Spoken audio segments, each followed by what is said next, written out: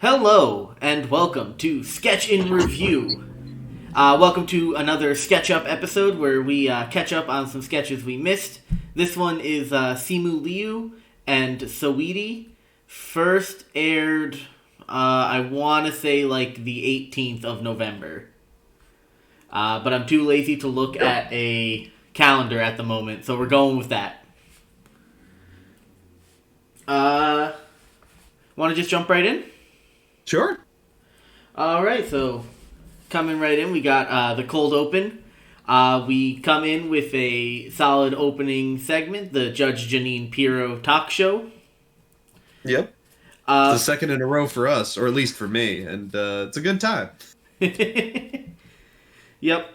For those who are listening to these in the order that the episodes came out in, we're recording this the day after we recorded the Kieran Culkin episode. So for us, we've just had two cold opens in a row of Judge Janine Pirro, and we are loving it. Absolutely.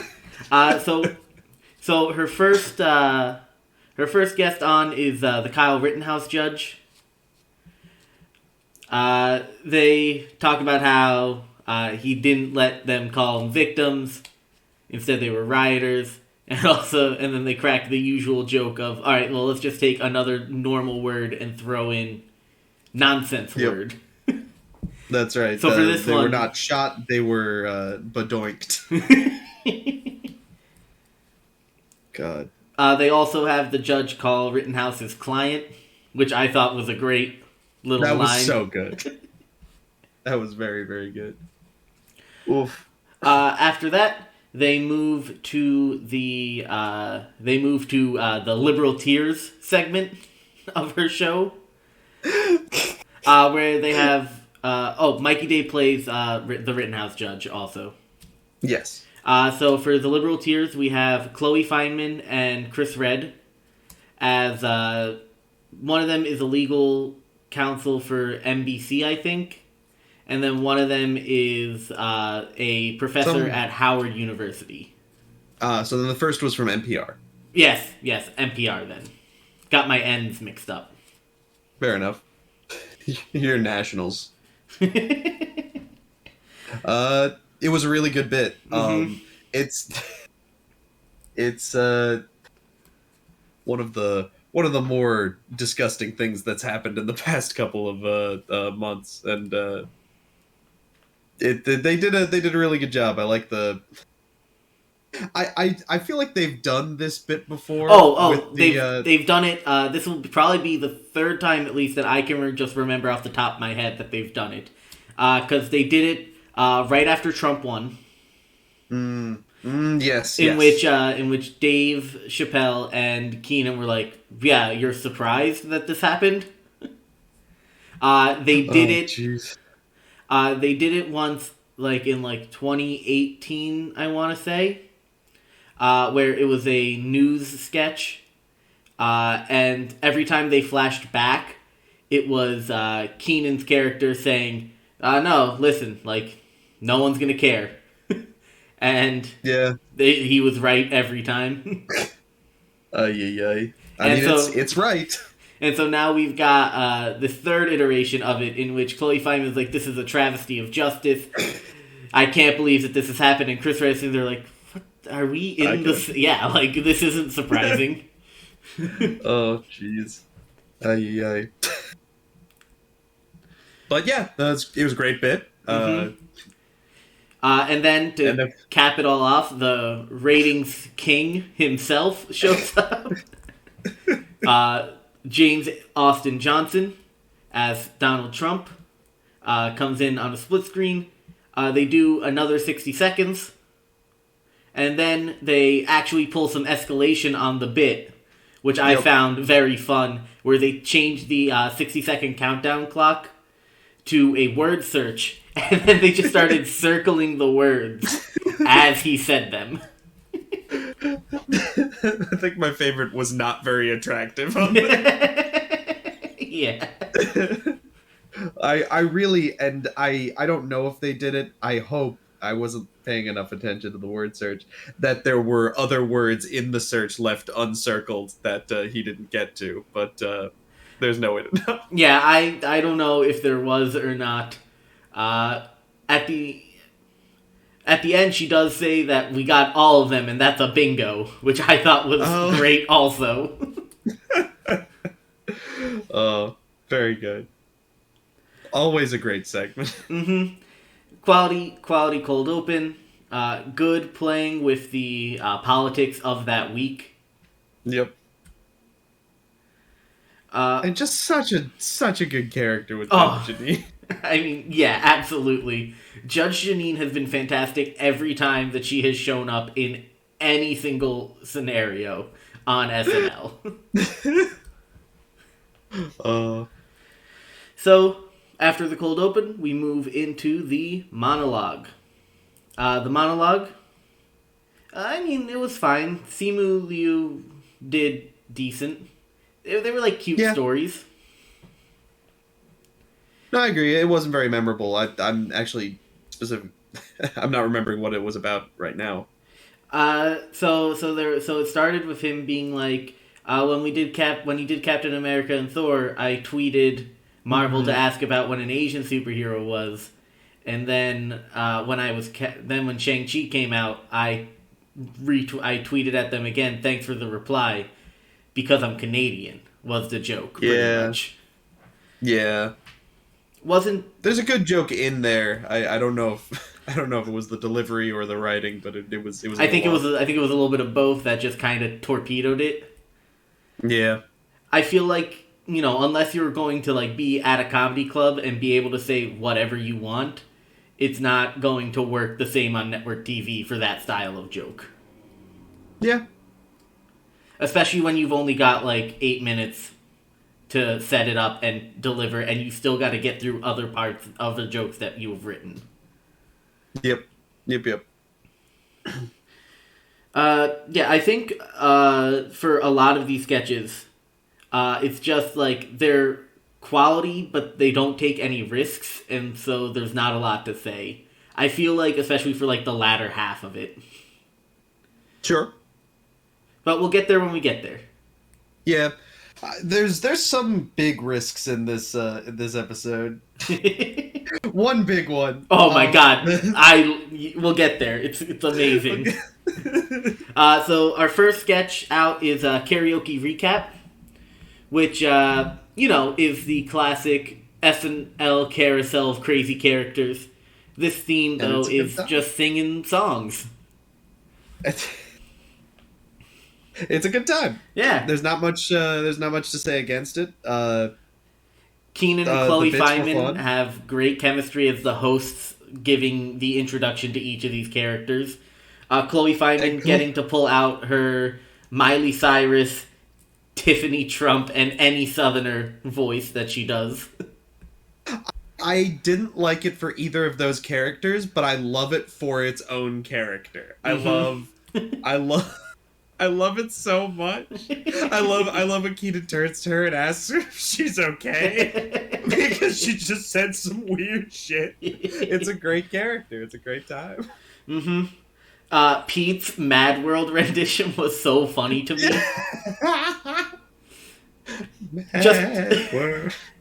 I don't know if it's because, like, throughout college we would all crack jokes at each other about, like, listening to Mad World. Specifically that song. What was... No, that's... But... It was very good that you can really imagine the kind of person that would do that, show up and sing Mad World and leave. And you're all just that amount of concern where you're like, I don't know about this kid, but it seems not gonna murder us all enough. Yeah, it's towing the line. It's towing the line. Oh god, it's very good. I think that like every song that they picked for each of the characters was also perfect. Yeah. Like this had to have been a sketch just in the back burner of people going to karaoke nights in public and just watching. A woman who insists that all of her friends signed her up for her, but we know what's really going on, was possibly the best part of the sketch. Mm-hmm. Oh no, Amy! It's just very good. Also, the couple decides to do Marge and Homer Simpson. Oh god. It was so awkward for just the right amount of time. It's true. That's one thing that was very good about this sketch. They did cut it before anything dragged, which is usually a problem SNL has a lot of. But well, I don't think this one was good. I don't think they can, because then they'd actually have to pay for the song. Yeah. I think the song really helped them, because they can only play a certain amount of it before they have to pay. Limitation breeds innovation, I guess. Mm-hmm.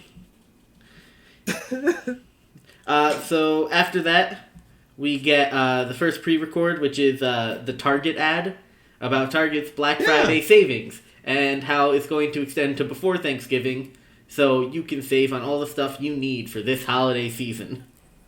Yeah, it's a good one. It's a really good one. SNL always nails ads that just say what everyone's thinking. Yeah, it's true.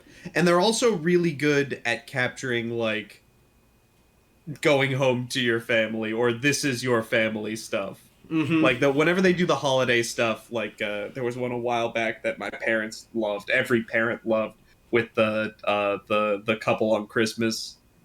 I forget what happened. They were it was talking about how great Christmas is, and it was showing all these kids just absolutely destroying everything.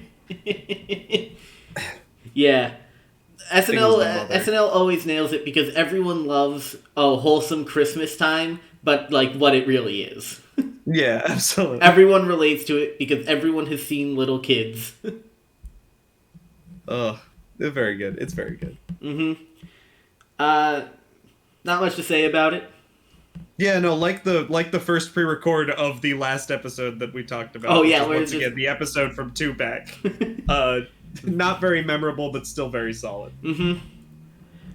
Next up goes the best. I mean, listen, spoiler alert. This is probably my sketch of the night. It's both of our sketch of the night. It's Doghead Man. Doghead Man. When somebody walked into the writer's room and they said Doghead Man, and they knew that was the sketch of the night. That's it. God damn it. So the sketch is we close in on the Pentagon, and they're showing an innovative new technology that they can mass produce for a battlefield advantage. And I'd already seen it, but Connor guessed it perfectly.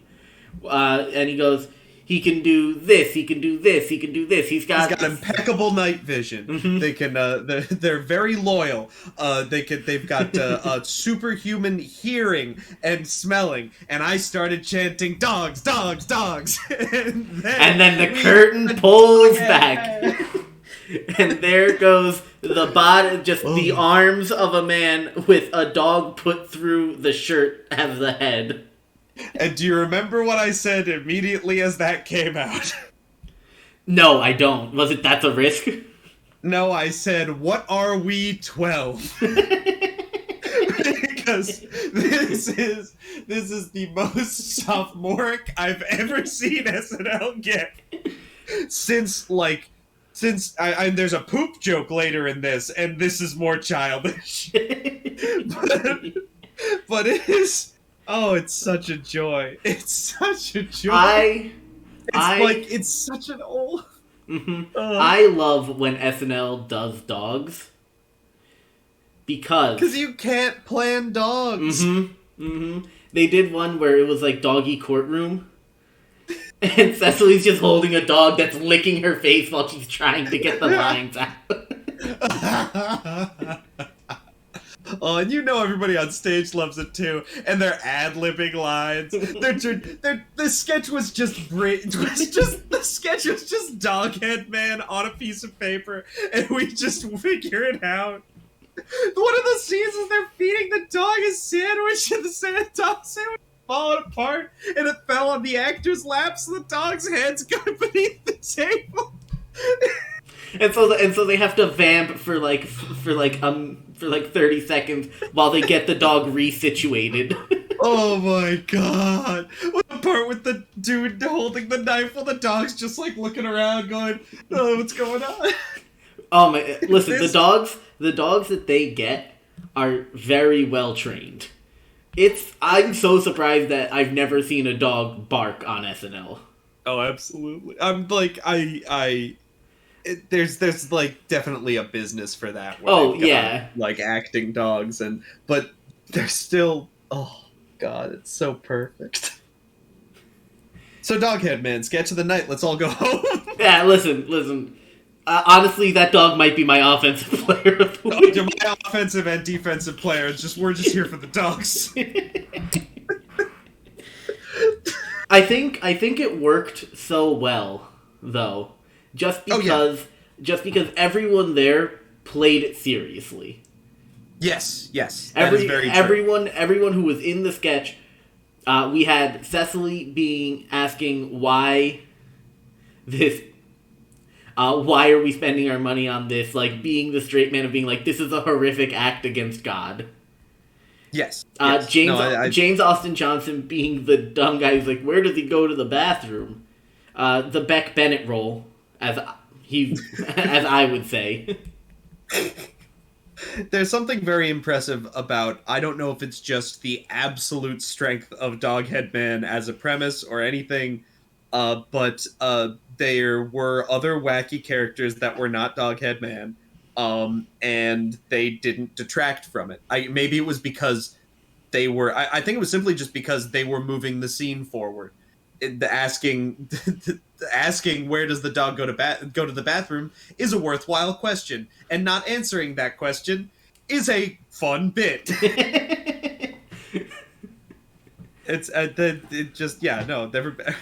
Everybody loves Doghead. Mm-hmm. And the scientist who's like very specific about things, where Cecily's like, you put a dog head on a human man, dog head. And neck. Because that's the important distinction. Oh, listen, I think we could probably spend another hour just vamping about Doghead Man. They could have done the entire show as The Adventures of Doghead Man, and we would have been happy. 10 out of 10. Oh. But we'll move on. Yes, we must, unfortunately. So, we go to the next sketch, Republican or Not. Another solid sketch. Republican or Not was very fun as well. And the gimmick is that there's a game show. It's a game show sketch. Kenan Thompson hosts, and people come on stage, say some statements, and the contestants have to guess if they are a Republican or not. It's a great bit. Mm-hmm. Game show sketches are so quote unquote easy mode, just because it has to start with you explaining the premise, so nobody's confused at the beginning, and then it has a solid progression. And then it ends by cutting to commercial. It doesn't need to end with the actual end of the game. It can end with a cut to commercial if you don't want to figure out how to end this. Yeah, no, it's a great SNL sketch because it focuses on the things that SNL does right, while shying away from the things that SNL doesn't. And that's, hey, listen, play to your strengths. Always play to your strengths. Anyway, Anyway, so first person comes out, and the joke is obviously that they say statements that, could go either way. Like, Facebook is evil. Well, is it because misinformation or because they banned Donald Trump? That's right. And it they're always, and as they progress, the things that they say become more like they feel like they would lean towards one side, but then you remember that doesn't mean anything anymore. It reminds me of a joke I have where if I got a house that had a flagpole, I'd want to put up the gay pride flag and the don't tread on me flag and just confuse everyone in my neighborhood. Oh. No one would understand. I think yeah. What is the Anyway, so I had some problems with this one. It was it's they were very small problems, but one of them was the fact that they cut to Keenan. A cut to Keenan for a reaction is always a great way to get a laugh, but doing it after literally every single line was too much. It cheapened it, and it screwed with the pacing too much. Secondly, I think the progression was a little, until the last one where the punchline is she is a actual Republican that got excommunicated because she said something bad about Trump. That was a good ending. If not a great punchline, it was a good escalation of the premise. I didn't think the lines escalated as well as they could have. And maybe it was just because the pacing was killed by cutting to Keenan every 5 seconds, but I'm not sure. Yeah, maybe. I feel like it's one of those that like you share with your friends and everyone's like, "Oh, that is funny." Yeah. It's not like a ha-ha laugh. It's true. It's It's like the New Yorker. I don't know what they need to change. This is the New Yorker of SNL sketches. Where it's like, yes, the elements of comedy are here, but something's missing. That's right. To take another stab at it, guys. I think you got it, but oh. Yeah. So after that, we get what could have been sketch of the night if I was from Staten Island. Walkin' in Staten, the Pete Davidson's musical parody of Walkin' in Memphis. Yep. Listen. Very, very lonely island. Yes. Like, nothing is more Lonely Island than calling the person that you're aping the style of and then having them say, I don't want to be in it, and then cutting to them being in it. That's like a direct rip from at least one Lonely Island skit. Mm-hmm. It was so... I don't know if it's just because, like, you know, I grew up in New Jersey, right next to New York City, so the Staten Island of the country. Listen, I've said it before, Staten Island is the 6th best borough, with the 5th best borough being Hoboken and Jersey City. Oh, we're gonna get some hate mail for that. Oh yeah. Speaking of, if one of our 3 listeners happens to be from either of those places. Yeah, listen, speaking of getting hate mail, if you want to send me hate mail because I'm from New Jersey, you can do it at billyhatemail@gmail.com. That is BILLYHATEMAIL@gmail.com. Yes, that is a real email address. If your email is good enough, I might even read it out on the show. If it's fawning or hurtful enough, we will put it on the show. Or if it's good, you know, it can be middle of the road. That's true. I guess you could just contribute to the conversation like a weirdo. Anyway, yeah, I liked the parody video. I thought it was a lot of fun. I feel like I have a lot.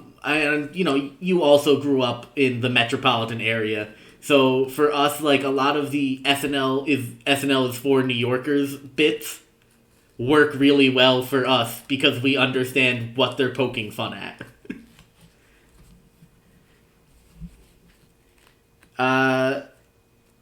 Yeah, anything else you want to add for Walking in Staten? It was solid. It was fun. It might have run a little long, but it didn't. It wasn't bad that it ran long. It just could have been a little tighter. I don't know. It was good. Mm-hmm. So after that, we get the first Saweetie song. It was fun. Yeah, no, it's a great time. A lot of butts. That's always fun, and way more dancing than any other. Yeah, it was one of these that we've had. It was a lot more performance. Yeah, and the song was good. Like there's not. Oh, and back to form with awesome costumes. So yeah, there's not much to be mad at. It's a good time. Not that we're ever mad at. Yeah, listen, I don't think I've ever actually been mad at a performer. I've always been like, oh well, they did a thing, and that's that's like the best reaction I have and the worst reaction I have. They did their thing. The only person who I think like really crushed it was Olivia Rodrigo last year, but okay. Yeah. I only watch it with you. I know.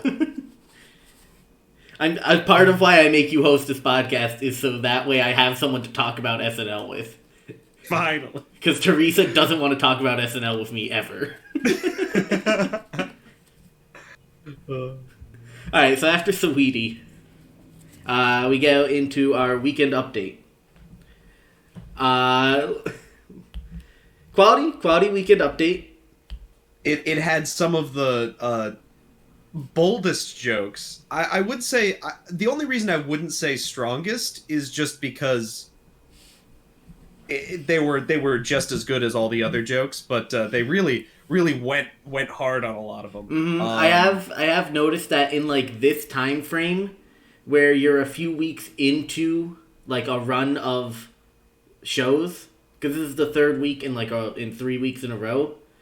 Is that once you hit that third week and beyond, it fucking gets, like, spicy in the kitchen. Because the writers get sad and tired. Mm-hmm. Mm-hmm. Listen, I think it's not healthy what these people are doing to produce SNL. Yeah. But, oh boy, when it gets more toxic, does it get funnier and bolder. Oh, Jesus. So there was the solid joke that Michael Che added between dress and live. God, that was so good. Especially where he put it. I forget the setup for it, but the joke is basically if you want to see a broken down black man. They're making a Lethal Weapon 4. Oh yeah, Lethal Weapon 4. If you want to see a broken down black man and a racist coexist, just watch Weekend Update.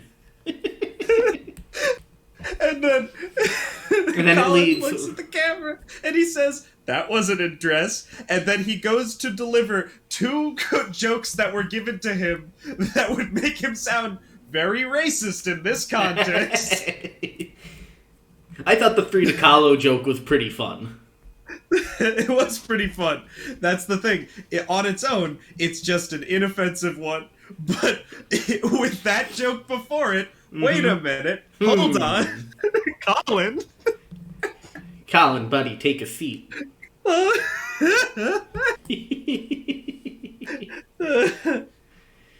God damn. Alright, so we can go into the featured segments. First, I hated them. I hated both of them.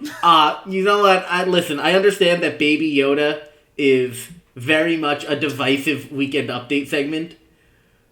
Having seen every Baby Yoda segment live, I feel bad for you. It is so funny every time to me.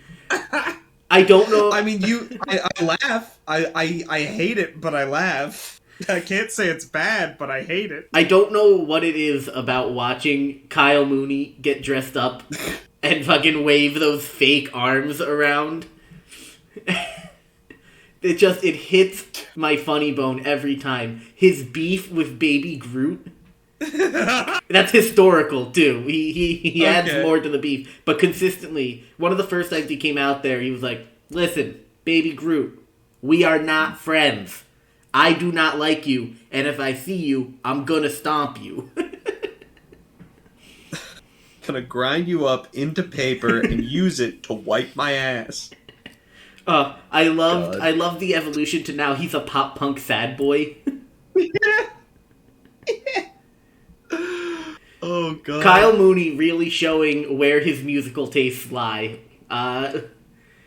Two weeks ago for SNL, it was a ska parody of Superman, and then this week it was pop punk sad boy. Joke on every Blink-182 song ever made. Yep. I think the tattoos look like Travis Barker's too.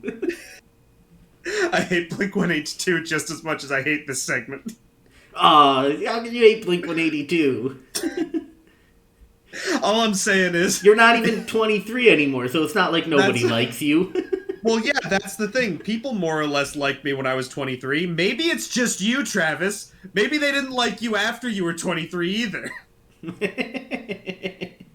Well, listen, dude, if I knew someone who continually forgot what their age was... And they're just always... That's why he forgot what his age was, because everyone still hates him and he's not 23. Everyone being me. No one has ever met me on my hatred of Blink-182. Yeah, so Baby Yoda was a segment. And then Mother Earth was a segment. And Mother Earth, I feel it's one of those segments that people will very pro-environmentalists will share to their friends and be like, "See, SNL gets it." That's like I'm super pro-environment. Time and a place. Time and a place. No, it's not even time and a place. It's just they wanted to play the hits. But you know when SNL does something where you want to play the hits, but instead of playing the hits, you just do the jokes everyone's already heard again. Mm-hmm. The jokes everyone's already heard a year ago again. Like, we're past this, SNL. We get it. Yeah, no, Mother Earth is like this. This is the oldest joke. Take it and go somewhere else with it. And A.D. Bryant has an excellent character in Mother Earth. Every line that she's saying that isn't doing a lame ecology joke is awesome. They should, like, I don't know, find harder ecology jokes, make something new or interesting out of it. But from what it is, it's just not good enough. Yeah. I feel like that's all we have to say about this. Yeah. Recycle and do the other stuff that's more important than recycling, like reducing and reusing. That's right. There's a reason it's in that order. That's right. That's absolutely right. I really want to... Unrelated. I want to get more back into, like, environment stuff. Like, because that was my favorite class in high school, and then I just proceeded to not do that for the rest of my life. Didn't even take environmental science when we were in college. I could have, and I didn't. Know. Well, the reason why I didn't do it while we were in college was because the name of the game in that school was PASS. I mean, yes. Very much so. I couldn't take classes that I wanted. I had to take classes that I had to and not fail. And when I had an extra credit, I didn't take a class. Mm-hmm. Right. Anyway. Next up is the cake sketch. Another one of their recurring sketches. This one is the worst recurring sketch of all their recurring sketches. Every single time it is a hot, wet mess, and it's so sad because there is so much good DNA in this. Here's the thing. I think the first one I saw, I don't know for certain that this was the first bad cake sketch that they did, was the Eddie Murphy one. I don't think I saw that one. The Eddie Murphy one he was trying to make Sonic, and instead he made like a fucking chocolate half semicircle with spikes coming out of it, and it opened a portal to hell, as it does. Yep, yeah. Opening a portal to hell is just such a... It's so from left. Here's this from a construction standpoint, it's insane to me. There's no escalation. There's no, there's the punchline is in the middle. It's or what would be. I don't understand. Mm-hmm. So before we get into ripping this sketch a new one, sorry, yeah. For people who haven't seen a cake sketch before, the gimmick is it's a game show like Great British Bake Off, and you have 4 contestants. They each made a cake, and most of the cakes are bad. 3 out of 4 of the cakes are bad. Specifically 3 out of 4, and then Heidi Gardner's the good cake, and everyone hates it because it's too safe.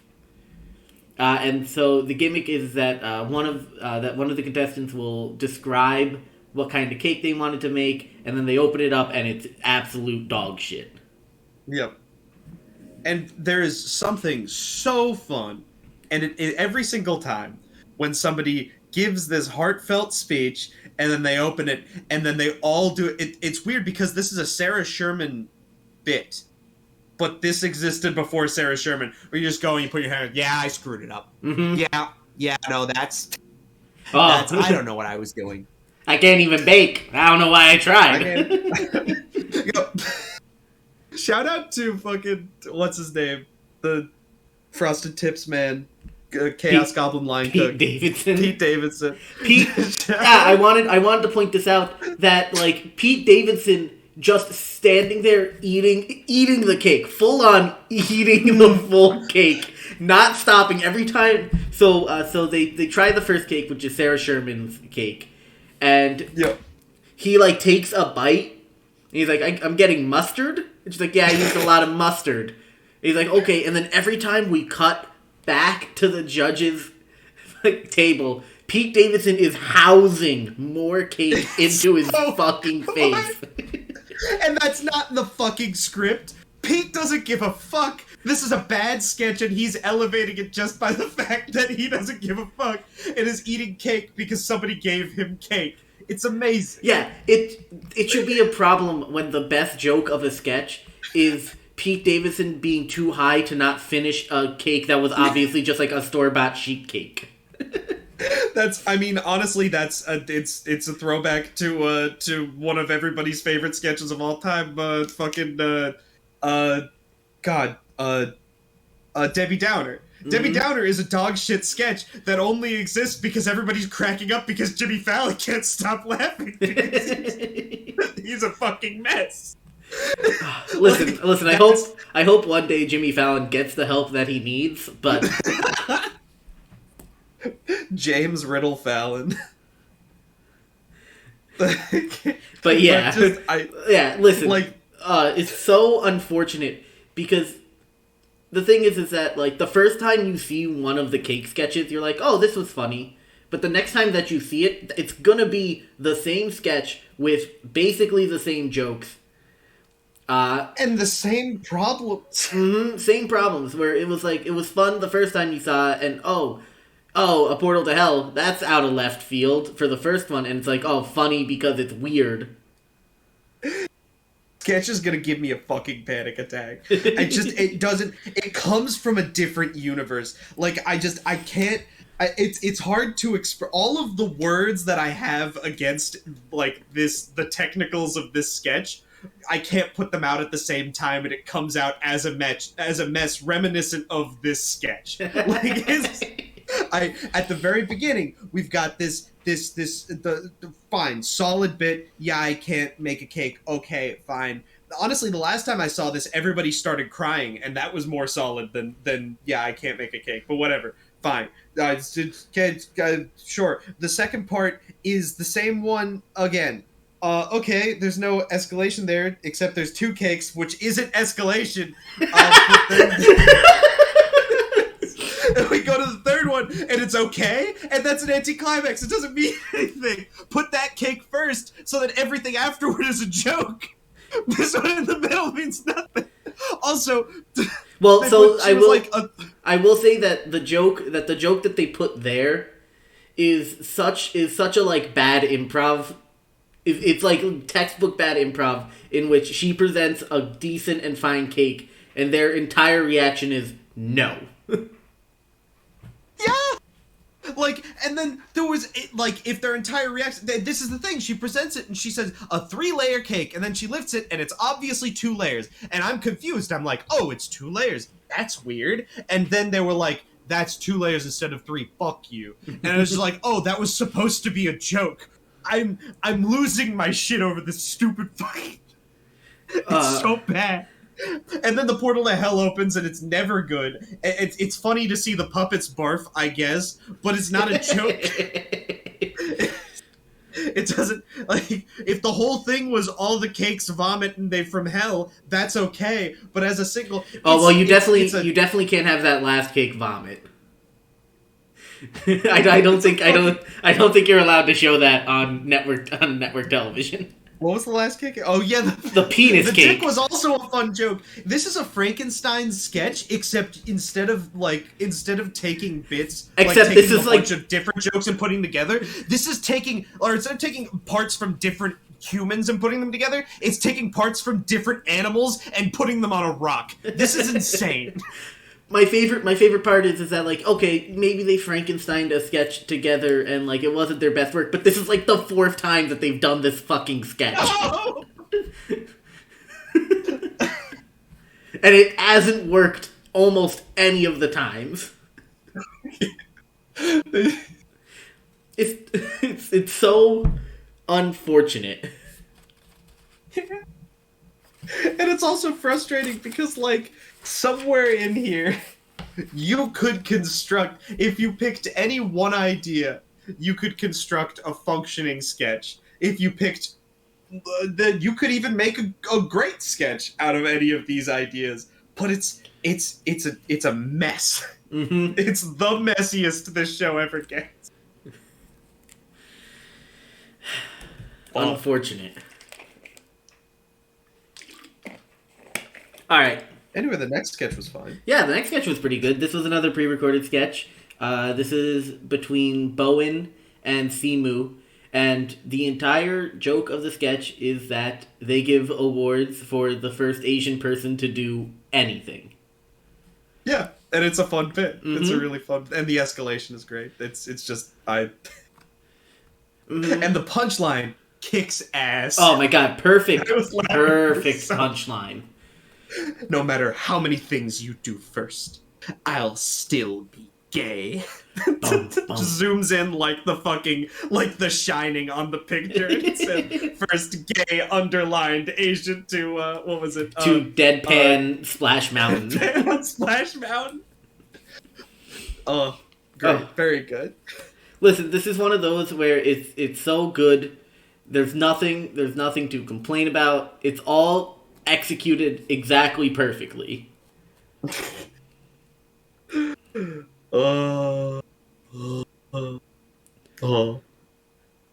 Yeah, so I think we wasted all of our ammo on the cake sketch, to be honest. Oh yeah, I'm tired. Yeah. Listen, the sketch was good. In another week, might have been the best. It would have been my show of the week. It would have been my sketch of the week, if only for the unfortunate fact that everybody needs to share the same show as Doghead Man. Mm-hmm. So after that, we get Saweetie's second song. Also fun. Also, good song. Yeah, I also liked that it was short and sweet. Because I was getting done with this episode. This episode has the strongest positive and strongest negative reaction to a sketch that we've had yet. Yeah, honestly. Who knew Simu Liu could take us to such highs and such lows? Simu Liu, I mean, listen. Shout out to Shang-Chi, my favorite Marvel film. Nobody talks about it, but Shang-Chi has 100% more dragons in it than any other Marvel film, which retroactively ruins every other Marvel film, because there were dragons and we weren't allowed to see them. Isn't it technically that he'd have infinitely percentage more because there are 0? That is true. There's an infinite amount more dragons. Anyway, so after Saweetie, we get 10-1 sketch. It's a fine sketch. it's very much a how do you do fellow kids sketch. And in I forgot this one. This sketch is the entire gimmick is a bunch of professors at a college get together for a Friendsgiving. They smoke a joint. They get too high. They call 911, and it's just the 911 calls that we get for the sketch. Yeah, it's a recurring bit. It's fun. It's Oh, bless you. Oh, bless you. If you sneeze a third time, I'm going to tell you to cut that shit out, though. No. You get 3 free ones. It's the 4th one that you don't get. Okay, agree to disagree. Either way, I probably clipped the audio. But, yeah, no, the bits are fun. I mean, it's always fun to just, like, see someone be like, I got too high. The sketch. This one, I think every character pretty much gets, like, pretty short and sweet. Simu nails it with I'm not where time is. I was a big fan of Keenan's my hat is too tight, but I can't take it off or else all my ideas and memories will come flying out. They included the classic Does Everyone Know? Does everyone know? Yes. No, it was like, it's a solid sketch. I think the older audience will like it more. Just because I think it's more in line with them. Because we're young kids and we don't we don't know about the weak weed. I like the ending. I think the ending was it wasn't like laugh out loud funny, but it was very effective at being an ending. Solid punchline. Punchline at the end is that there's one last call to 911, and she's like, "Hey, so I accidentally put a book in the oven instead of a turkey. Yeah, classic stoner move. Now the kitchen's on fire." Yep. It works. It works because everyone else is calling with like I'm dead, please send help, and then she comes in with just, yeah, hey, our kitchen's on fire. Yeah, and she's super cool with it. Like, again, it's simple, but it's effective. It works, and sometimes that's all you can ask, because sometimes you get a cake sketch. Yeah, sometimes you get a cake sketch. So let's go through. We'll start with our Offensive Player of the Week. Offensive Player of the Week is the person who provided the most gumption in a sketch. Normally, they're going to be the thing that's weird with the sketch. They don't have to be, but normally it's the person doing the most active work to make a sketch work. For me, I'll start. As Connor pulls up the list of SNL cast members that he has not memorized. You don't know that I'm definitely doing that. I'm definitely doing that. Yeah, no, you go first. My Offensive Player of the Week is Cecily Strong. Cecily pulls off Janine Pirro, one of the Pentagon officials for Doghead Man, nails Whitney Houston's I Will Always Love You in the karaoke sketch. Is the mellow punchline for the high sketch. And was she in anything else? Oh, I feel like it was a very... I'm not sure, but she knocked all of those out of the park, which is why she is also my Offensive Player of the Week. I think this is this is... I mean, for us, it's 2 recordings in a row, but technically, there is a week in between where we did not give Cecily Strong Offensive Player of the Week. And do you know what the problem is? Unless we did, there's no way to know, because I don't listen to this shit. Oh, who would listen to this? Who would subject themselves? Just watch the television show. What, you're gonna watch an hour for us to talk about what worked in a sketch, and if you like that sketch and we fucking hated it, you're gonna listen to us complain? We do this for us. Fuck you. But but please watch the show. Please listen. Don't forget to like, comment, subscribe. The 5-star on Yelp. Yeah, 5-star on Yelp. We are a restaurant also. That's right. It's kind of cheating for Cecily Strong whenever Judge Janine is on, because that's just out the gate with an incredibly strong character that she always nails. But, hey, listen, fair is fair. Oh, she was also in Republican or Not as Liz Cheney. That's right. Yeah, no, just absolutely, excellent. absolutely offensive player of the week. I don't. Cecily is consistently one of the strongest performers on SNL week to week, so it's a little unfair for her to always win. But when you knock it out of the park like this, Yeah, it'd be unfair to anyone else to not give it to her. So we'll move on to Defensive Player of the Week. This is the person who provides the most structure to a sketch, plays the straight man, generally plays the straight man in sketches, and can kind of carry forward a sketch if it's not working. They can try to at least push it forward and kind of keep it together instead of falling completely off the rails.